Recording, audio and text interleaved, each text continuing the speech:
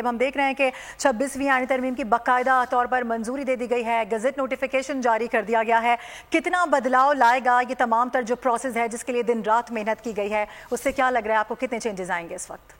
बिस्मिल्लाहिर्रहमानिर्रहीम, आपका बहुत शुक्रिया। कॉन्स्टिट्यूशनल अमेंडमेंट्स के 4 स्टेजेस थी। एक कैबिनेट की स्टेज थी आर्टिकल 90 के नीचे, और 2 स्टेजेस थी आर्टिकल 239 के नीचे। पाकिस्तान की पार्लियामेंट यानी कि नेशनल असेंबली और सेनेट ने 2/3 मेजॉरिटी के साथ करना था, और फाइनली आज प्रेसिडेंट ऑफ पाकिस्तान ने आर्टिकल 75 के अंदर अपनी एसेंट दे दी है, और अब ये एक्ट ऑफ पार्लियामेंट बन के पाकिस्तान के आइन का हिस्सा बन गया है। इसकी वजह से 4 बड़ी मेजर चेंजेस जो हैं वो आई हैं। एक तो ये है कि आज ही मेरा ख्याल है कि स्पीकर नेशनल असेंबली जो है वो एक कमेटी कॉन्स्टिट्यूशन की तरफ चले जाएंगे जो पाकिस्तान के चीफ जस्टिस की अपॉइंटमेंट करेंगे आर्टिकल 175 के नीचे, जो 12 मेंबर्स पे मुश्तमिल होगी, जिसमें 8 जो है वो नेशनल असेंबली से होंगे, 4 सेनेट से होंगे, और उसकी रिप्रेजेंटेशन जो है वो प्रोपोर्शन होगी पॉलिटिकल पार्टीज की जो पाकिस्तान की पार्लियामेंट के अंदर प्रेजेंट है। तो ये एक मेजर शिफ्ट है जो इंस्टेंट मेरा ख्याल है कि जो सबसे पहली एग्जीक्यूशन जो है वो इस चीज की आएगी, चूंकि 25 जो है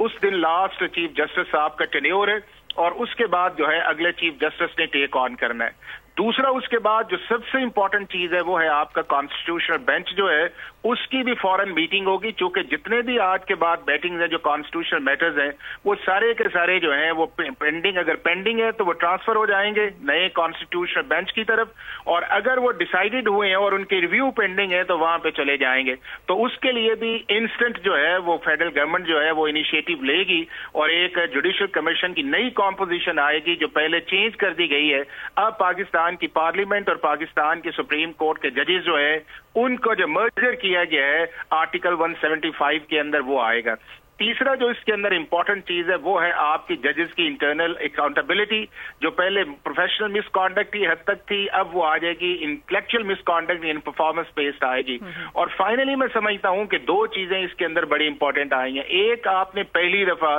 जो एनवायरमेंट है उसको एज ए फंडामेंटल राइट के तौर पे ट्रीट किया आर्टिकल 9A का करके, और रिबा जो खत्म किया है पाकिस्तान के अंदर, ये मैं समझता हूं कि एक बहुत बड़ी अचीवमेंट है कि जिसके अंदर 1 जनवरी 2028 से होगा। तो 27 की 27 जो है वो इंपॉर्टेंट है, और इसका क्रेडिट जो है वो पाकिस्तान की पार्लियामेंट को, पाकिस्तान के प्रेसिडेंट, प्राइम मिनिस्टर मौलाना फजलुर रहमान साहब को, स्पेशली बिलावल भुट्टो साहब को, और वो सारे लोग इस चीज के अंदर है। लेकिन एक चीज मैं समझता हूं वो बड़ी इंपॉर्टेंट आएगी, वो ये आएगी